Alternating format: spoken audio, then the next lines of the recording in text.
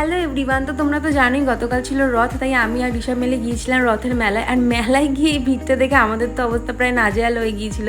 তো যাই হোক, তারপর প্রথমেই রথের দড়িতে টান দিয়ে জগন্নাথ দেবকে প্রণাম করে নিয়েছিলাম। তারপরে এই সুন্দর কানের দুলের দোকানটার থেকে আমি কয়েকটা কানের কিনেছিলাম। মেয়েরা মেলায় গিয়ে কানের কিনবে না, এটা তো হয় না। তারপরে এই যে এই জিনিসটা টোরা টোরা, এটা তো ওঠার জন্য আমার ভীষণ ইচ্ছা করছিল। আর একটু ভয় ভয় পাচ্ছিলাম দেখেও আমাকে বলছিল যে না থাক, আমরা ব্রেক ডান্সে উঠবো। আর তারপর দেখো ব্রেক ডান্স থেকে নাগরদোলনের ভিউটা কি সুন্দর লাগছিল। তারপর দাঁড়িয়েছিলাম একটা পুতুলের দোকানে। আর এই জিনিসগুলোকে দেখলে না আমি নিজেকে একদমই কন্ট্রোল করতে পারি না, যদিও আমি নিইনি। তারপর বন্দুক দিয়ে বেলুন ফাটানোর চেষ্টা করছিলাম, একটা বেলুনও ফাটাতে পারিনি।